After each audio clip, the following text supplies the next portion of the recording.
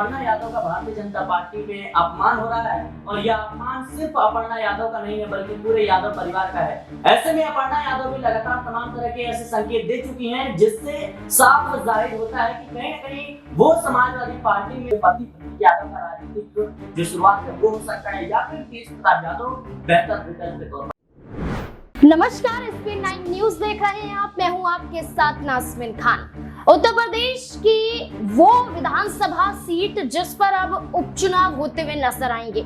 उपचुनाव को लेकर तारीखों का ऐलान नहीं किया गया है, न ही चेहरे को लेकर औपचारिक रूप से ऐलान पार्टियों ने किया है, लेकिन सीटों पर उपचुनाव जरूर होंगे। 9 विधानसभा सीटें हैं जो कहीं ना कहीं इनका आंकड़ा बढ़ता भी जा रहा है। कभी 9 तो कभी 10 विधानसभा सीटें उत्तर प्रदेश में नजर आती हैं जिन पर उपचुनाव होंगे, क्योंकि यहां से विधायकों ने चुनाव लड़ा सांसदी का और चुनाव जीतते हुए भी नजर आए। कई ऐसे सीटें भी यहां पर नजर आई जिन पर विधायकों ने खुद से इस्तीफा दे दिया या पार्टी छोड़ते हुए नजर आए। ऐसे में कई चेहरे नजर आते हैं, लेकिन अगर देखा जाए तो उत्तर प्रदेश में जो सीटें खाली हुई हैं इसमें समाजवादी पार्टी की क्या रणनीति होगी? क्या समाजवादी पार्टी लोकसभा चुनाव की तरह ही ये उपचुनाव लड़ती हुई नजर आएगी?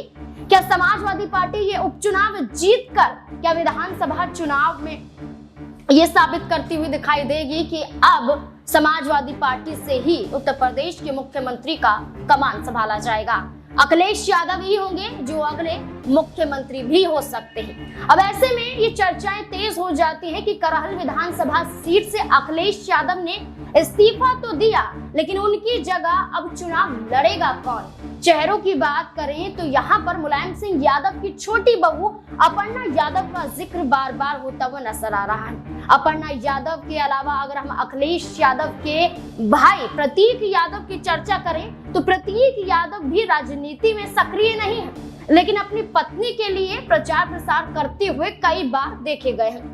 ये उदाहरण 2017 में देखा जा सकता है जब लखनऊ की कैंट से अपर्णा यादव चुनाव लड़ती हुई नजर आ रही थी, लेकिन हार का सामना करना पड़ा। लेकिन अब ये कहा जा रहा है कि क्या उनके पति ही वापसी सपा में करवाते हुए नजर आएंगे? क्या प्रतीक यादव कोई बड़ी भूमिका अदा यहाँ पर कर सकते हैं? इससे जुड़े हुए तमाम सवाल बन जाते हैं। मेरे सहयोगी सिराज मेरे साथ मौजूद है। सिराज, आपका बहुत बहुत स्वागत है।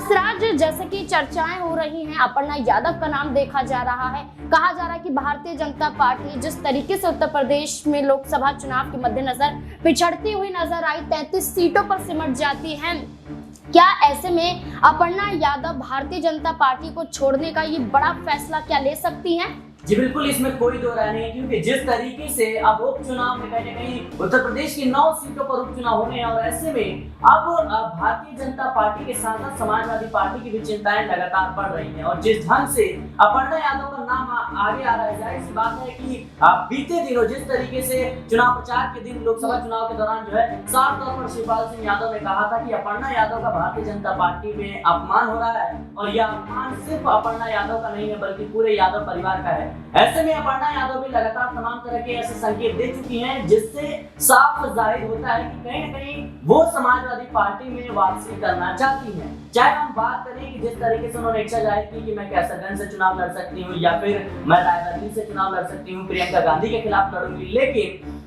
एक बात उसमें गौर करने वाली बात थी, जब उनसे पूछा गया कि क्या आप मैनपुरी से चुनाव लड़ेंगी, तो उन्होंने साफ तौर पर कहा था कि मैं परिवार के किसी भी सदस्य के खिलाफ कभी भी चुनाव नहीं लड़ूंगी।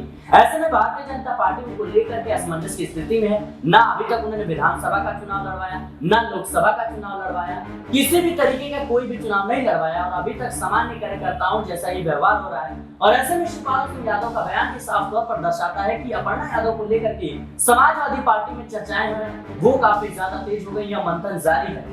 अब उपचुनाव होना है, ऐसे में ये सही समय जो है नजर आता है कि अपर्णा यादव एक बार फिर से वापसी करती हुई नजर आएंगी और साल 2027 में विधानसभा चुनाव हो रहा है। ऐसे में अपर्णा यादव के पास जो है काफी अच्छा मौका है अपनी पकड़ बनाने का, अपनी सियासत को मजबूत करने का। अगर अभी वो वापसी करनी है तो जाहिर सी बात है ये कराल जो सीट है अखिलेश यादव का, वहां पे समाजवादी पार्टी का गढ़ माना जाता है, वहां पे अच्छा खासा वोट बैंक भी है। अगर वहां से अपर्णा यादव चुनाव लड़ती है तो जाहिर सी बात है उनकी जीत जो है लगभग पक्की मानी जा रही है। ऐसे में अगर वो वहां से चुनाव जीतती है तो जाहिर सी बात है उन्हें मौका मिलेगा काम करने का और जनता के बीच अपने सियासी रसूख को जमाने का।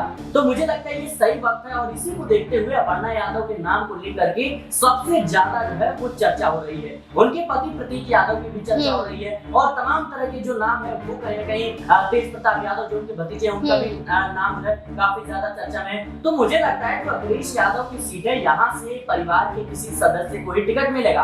आप देखिए कि पूरे का पूरे लोकसभा चुनाव में जो यादव परिवार से थे वो कहीं न कहीं 5 लोग थे यादव समुदाय से, और जिस तरीके से अब जो कहीं न कहीं पारिवारिक गढ़ है अखिलेश यादव किसी भी कीमत पर किसी और जो नेता है उसको नहीं सौंपेंगे और जाहिर सी बात है सबसे पहले परिवार ही आगे आता है। तो मुझे लगता है अपर्णा यादव की वापसी होती है भारतीय जनता पार्टी से समाजवादी पार्टी में आती है तो उनको टिकट मिलेगा, या फिर उनके पति प्रतीक यादव का राजनीतिक जो शुरुआत है वो हो सकता है, या फिर तेज प्रताप यादव बेहतर विकल्प के तौर पर देखे जा रहे हैं। देखिए बिल्कुल यहाँ पर नाम कई नजर आते हैं, लेकिन सपा ने अभी तक औपचारिक रूप से ना तो ऐलान किया ना कोई मीटिंग यहाँ पर देखी गई, लेकिन चर्चाएं तेज होती हुई नजर आती है कि अपर्णा यादव भारतीय जनता पार्टी से किनारा करते हुए सपा का दामन थामती हुई जल्द नजर भी आ सकती है। ऐसे में प्रतीक यादव का भी जिक्र किया जा रहा है जो राजनीति से कोसों दूर नजर आते हैं। जब मुलायम सिंह यादव का निधन होता है उस दौरान भी प्रतीक यादव ये कहते हुए नजर आते हैं कि जिम्मेदारियां तो बड़े भाई निभाएंगे।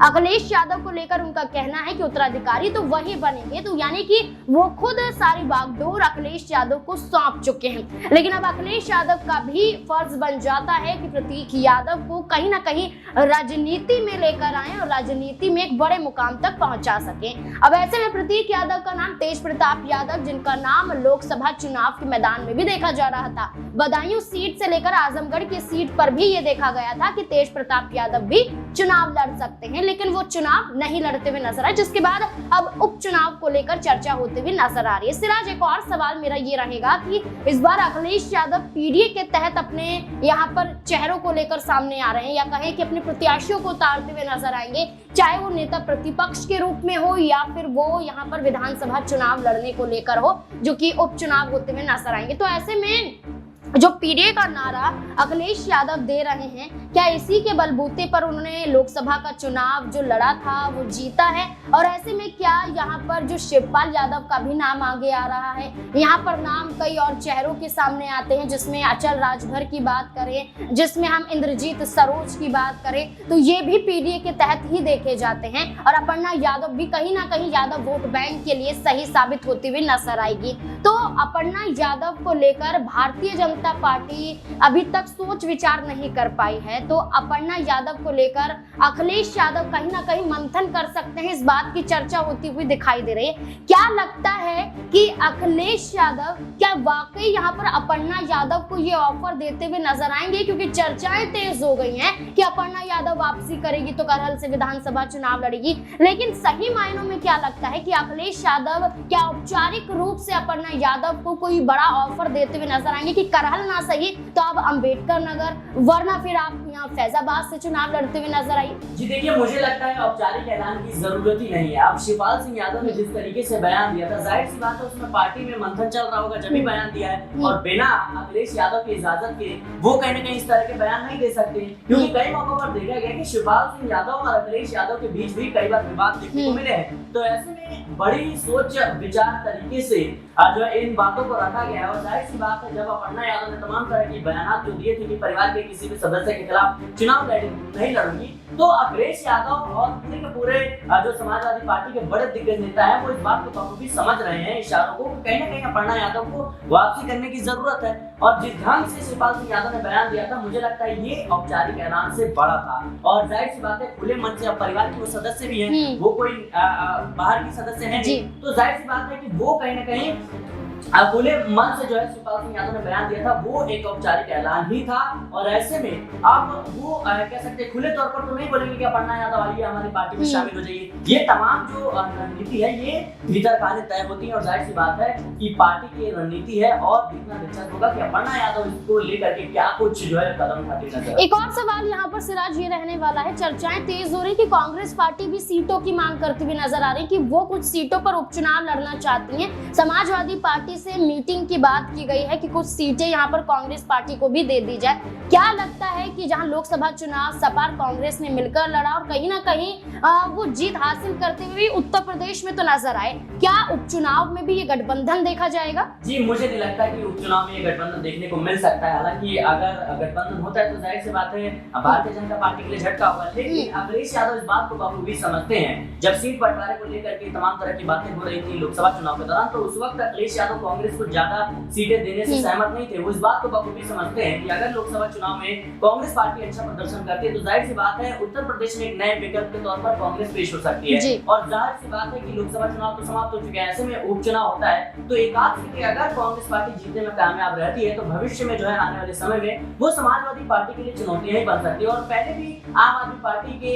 या फिर समाजवादी पार्टी के या बात करें आरजेडी के, कांग्रेस के तमाम बड़े दिग्गज नेता इस बात को कह चुके हैं कि ये जो गठबंधन है ये सिर्फ और सिर्फ लोकसभा चुनाव के लिए है, ना कि विधानसभा चुनाव के लिए। तो जाहिर सी बात है, मुझे नहीं लगता इसमें कोई भी दो राय है कि अखिलेश यादव उनको जो है एक भी सीट देते हुए नजर आए। देखिए, बिल्कुल उपचुनाव सीटों पर 6 महीने के भीतर होना होता है। अब ऐसे में तारीखों का ऐलान नहीं हुआ है, लेकिन कहा जा रहा है कि जल्द तारीखों का ऐलान, और खुद सपा इसको लेकर मंथन करती हुई नजर आ रही है। देखना होगा कि आखिरकार इन सीटों पर होने वाले उपचुनाव में किस चेहरे पर समाजवादी पार्टी दांव आजमाती हुई नजर आती है। आपको क्या लगता है कि प्रतीक यादव को मौका दिया जाएगा, राजनीति में उनकी एंट्री करवाई जाएगी, अपर्णा यादव की वापसी करवाई जाएगी, या फिर तेज प्रताप यादव हो सकते हैं, या फिर कोई और चेहरा? क्या है आपकी राय? कमेंट बॉक्स में जरूर बताएं। देखते रहें SPN9 न्यूज। धन्यवाद।